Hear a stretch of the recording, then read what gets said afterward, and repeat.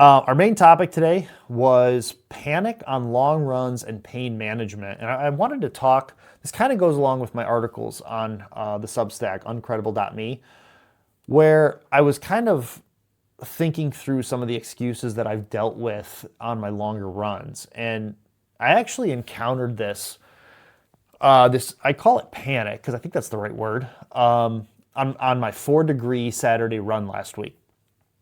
I went out really early. It was pitch black dark. And I remember right when I set out, I felt good. The footing was surprisingly decent. So I was like, oh, I'm not going to fall today. This won't be too bad. I just have to manage the cold. So I'm out there running. And I got about 2 miles in. And I remember thinking to myself, it wouldn't be a bad idea to stay close to home in case the cold starts to get to me in a way that I need to get back home quickly.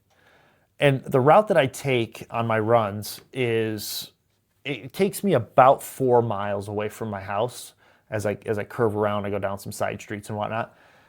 And as I got through the first like 2.5 miles, I was feeling good.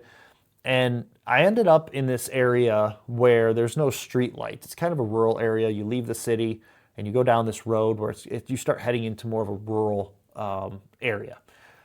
And it turned pitch black. I mean, pitch black dark. And so I'm running, and at first I thought, well, this is nice. It's nice. I'm a night shifter. This feels good. And then I saw something I've never seen before. Now, out here, there's a lot of deer population, so it's not uncommon to see deer running around. But what I saw was, and typically when you see deer, they will stop and stare at you, and then they'll kind of trot off. Or if you scare them, they'll jump a little bit and then they'll stop. Typically, they're with 2 or 3 of them together. And as I'm running up, I'm getting close to mile 3. There's actually a loop around mile 3 around this little cul-de-sac, or I don't know what you call it, but a handful of homes. It's like maybe a quarter mile to run this little loop. It just adds a little more to the run.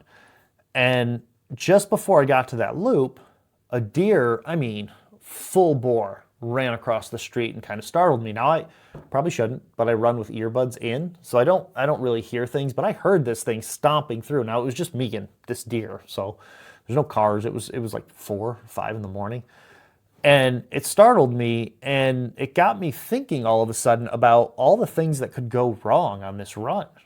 I'm far from home. Like, at this point, I'm probably about 2.5, 3 miles away from my home, and I was like, man, if something happens, I'm in trouble.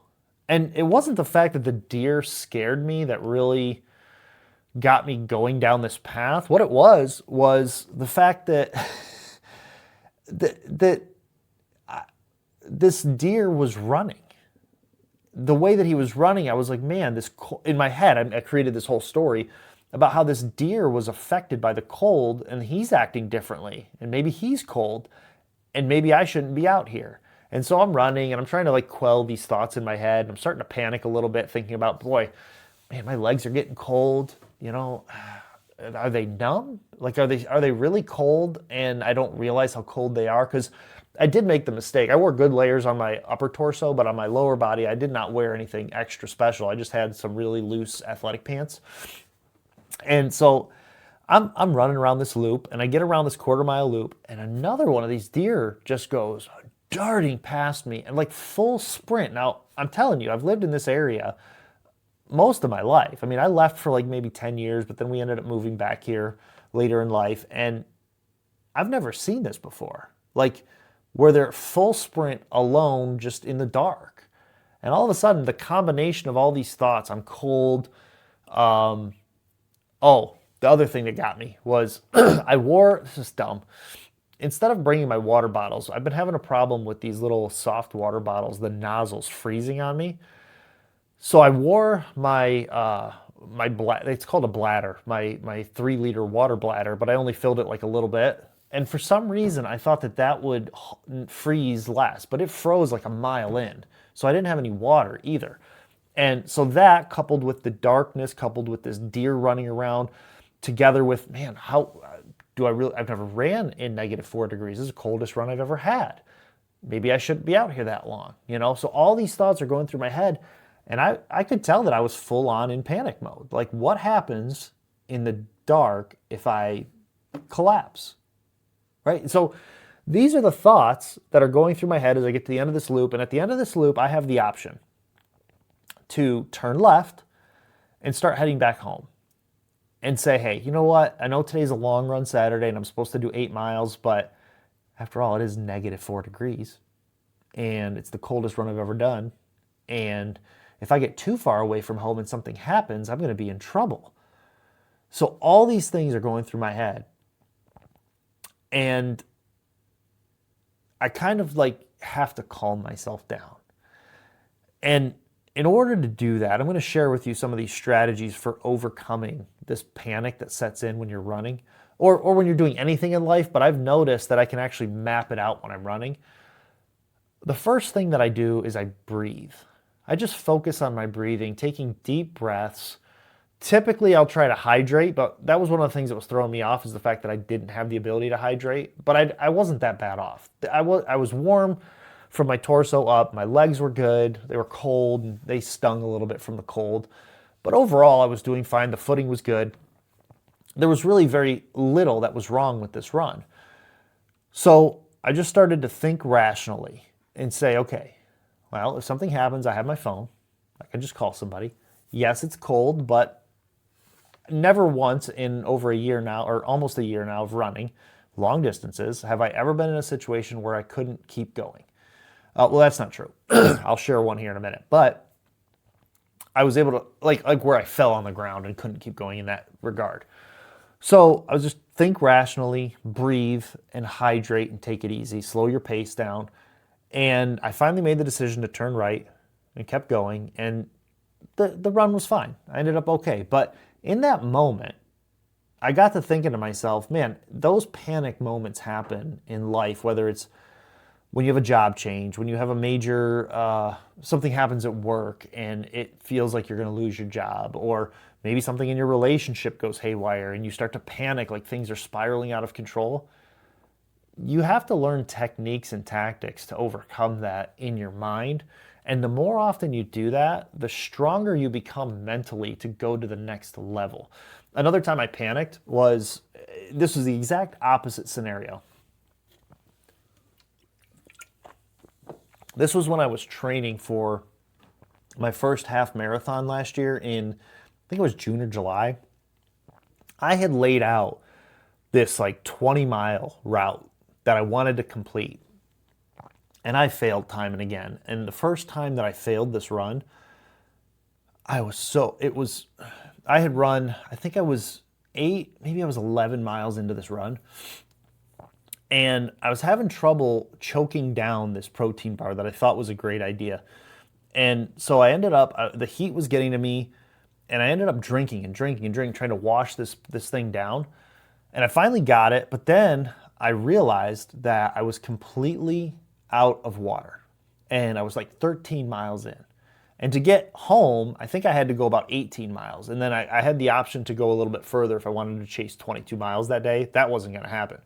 But here I am like 13, 14 miles in, no water, and I'm trying to push through, and I'm using these tactics where it's like, think rationally, breathe, it's not that bad. And all of a sudden, my hamstring starts to pull a little bit, and I'm like, okay. So we stretch that out, no big deal.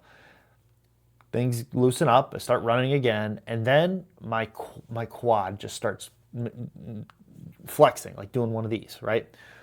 And I instinctually, because I had never had quad problems up to this point, I instinctually reached down to do a quad stretch, and I pulled it up, and immediately, this is the dumbest thing ever, immediately my hamstring just went, like just tightened up, and so I had to straighten my leg right out, and then by straightening the leg out to relieve the hamstring, the quad flexed again, and I'm just like sitting there like limping in this weird position down one of the highway routes that we have here locally. I'm like limping down this highway, and I'm like, I'm not gonna make it. I start panicking. I'm like, what do I do? What if I pulled a muscle? I've never pulled a muscle before. I don't even know what that feels like. Maybe I just did it. Like your mind just starts telling you all these stories. And again, I just breathe. Couldn't hydrate in both of these situations, which may have been what elevated my concern levels. And then I ultimately quit that run because I was panicking. In that case, I didn't overcome it. But that got me to the place where I could take the next step the next time I ran it. And when I felt these pains and these issues in my legs, I could say, okay, just keep going. Slow your pace. Just keep going. Slow your pace. Keep going. What I learned is that as long as you breathe, one, think rationally, don't think about the worst case scenario. Think what's likely going to happen, right? Don't try to leap to I'm dying, or I pulled a muscle, or my leg's gone, or I could be injured for life. Try to rein that in. And then for me, I think I have a tendency not to hydrate when I'm supposed to, and then I start to panic. My body starts to have these mental triggers that if I had just been hydrating, I probably wouldn't even feel that way. So those are just some tips that I threw out there, and I thought it was a good main topic because a lot of times in life, you get to these places where you panic. And running for me, and it might be for you, it might be weightlifting, but running for me has given me the ability to sort of simulate that feeling and face it head on. I don't want to go on this run. I'm too sore. I'm too tired. I don't think I can do it. And then I start to do it and I overcome that. Or, man, I'm 4 miles in. It's too cold. I can't handle this. I'm not going to make it. What if I fall over and die? What if I have a heart attack? Right? You just keep pushing forward. Slow down. Breathe. Focus. Think rationally. Drink some water. It'll be okay. That is very relevant to when life goes sideways on you. It's very powerful to be able to, in your mind, say mentally, I've been here before. It's not the end of the world. Let's just take a moment and breathe and think logically and rationally and get through this on to the next thing. You won't always overcome. Sometimes you'll fail, but even in the failure, I've noticed this almost every time. Even in the failure, you get to that point, you stop, right? You don't overcome. You fold, like almost instantly. Once the pressures are relieved, whether it's you get home and you cut your run short, or you, in my case for that run where I was in the heat and I called for help, the second I hung up the phone, all of a sudden I can run just fine again. And you go, oh, a lot of this was in my head. No quit, no quit, no quit. Building their wall, while they talk about us, all they talk about us. Educated, experienced, still not credible. So we embraced it. Now we're uncredible.